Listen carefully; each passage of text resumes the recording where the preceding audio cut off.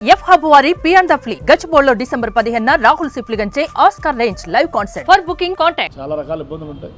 మరి అది అన్నిటి కాకుండా ప్రభుత్వం ఆర్థిక ఇబ్బందులు ఉంది. కొత్త ప్రభుత్వం వచ్చింది, ప్రజా తీర్పులు ఇచ్చారు. ఇచ్చినప్పుడు ఆర్థిక ఇబ్బందులు ఉన్నప్పుడు మనం ఏదో అప్పుడే పంపలంటుకున్నట్టు ప్రజలు 5 సంవత్సరాల తర్వాత డిసైడ్ చేస్తారు.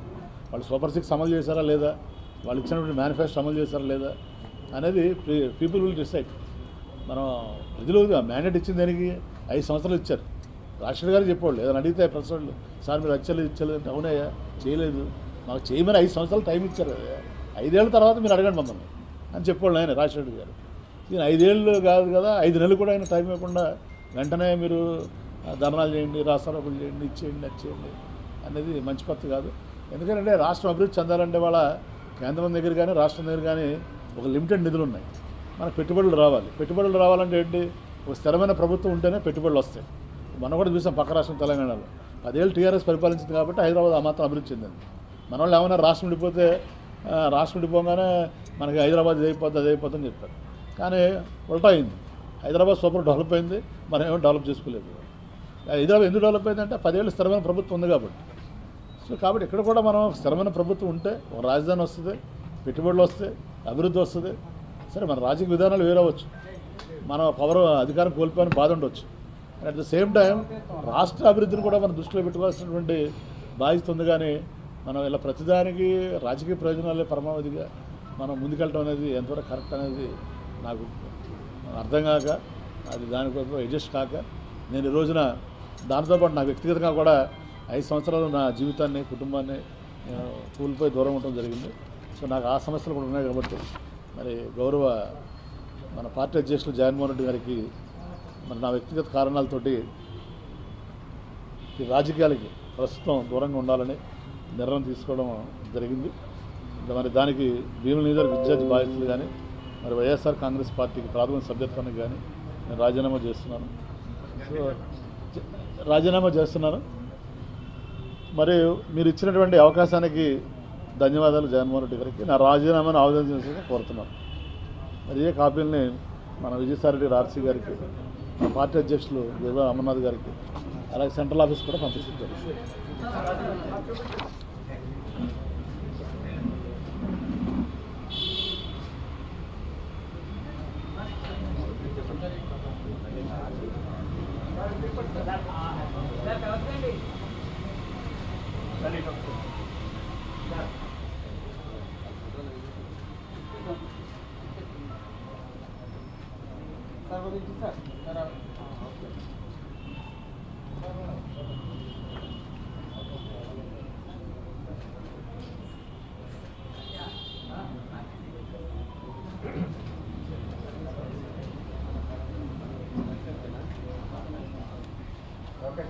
ఓకేనా?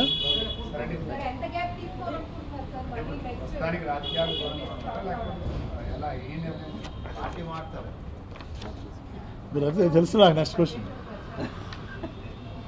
రాజకీయాలు దూరంగా ఉంటాను కానీ ప్రజాసేవలో ఉంటాను. ఇప్పుడు నేను వేరే పార్టీలో, మీరు అందుకే ప్రెస్ మీట్ కూడా పెట్టింది, ఇది యాక్చువల్ లెటర్ మీకు పంపించేయచ్చు. కానీ ఈ మధ్యన మన మిత్రులు కొంతమంది మీరే మీ ఇష్టం వచ్చినట్టు కథలు అల్లుతున్నారు. దయచేసి నా మీద కథలే అల్లొద్దు. Media is permanent, Avanthi Srinivasarao is permanent. ఏదున్నా నా సంగతి మీకు తెలుసు, ఓపెన్గా ఉంటాను, ట్రాన్స్పరెంట్గా ఉంటాను, మీకు చెప్పే చేస్తాను. నేను ఇప్పుడు వద్ద నాకు ఏ పార్టీలో చేరే ఆలోచన లేదు, అర్థమైందా?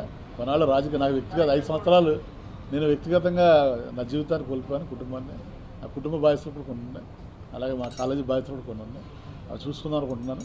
తర్వాత నేను ఎక్కడైనా నాకు కావాల్సింది ఏదో డబ్బును పదవి కాదు, గౌరవం కావాలి.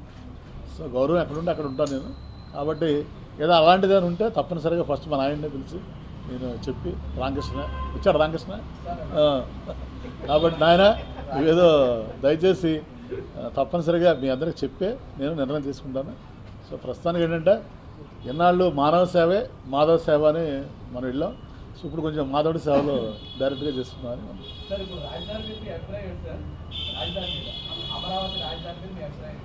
మన నీ అభిప్రాయం నా అభిప్రాయం ఉండదు, ప్రజల అభిప్రాయం మన అభిప్రాయం. ప్రజలు మనం పార్టీ ఏమో ఇక్కడని చెప్పింది, ప్రజలేమో అక్కడని చెప్పారు. కాబట్టి ప్రజలతో మనం వెళ్ళాలంటే మీరేనా నేనేనా?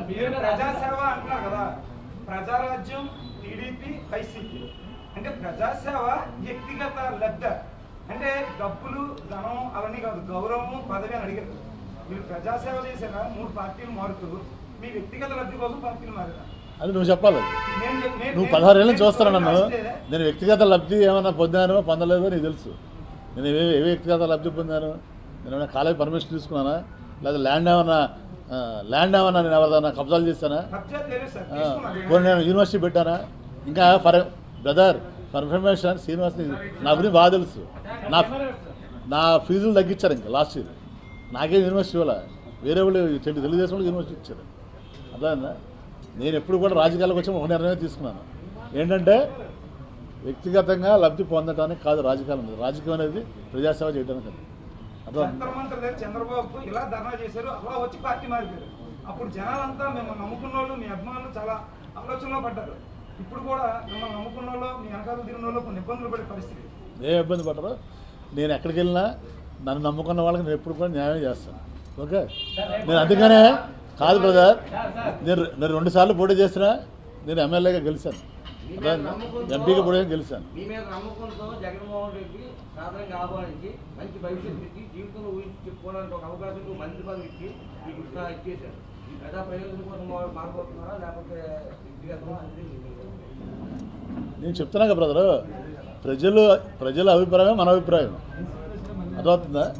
సుమన్ టీవీలో మీ పర్సనల్ అండ్ బిజినెస్ ప్రమోషన్స్ కోసం కింది నెంబర్కి కాంటాక్ట్ చేయండి.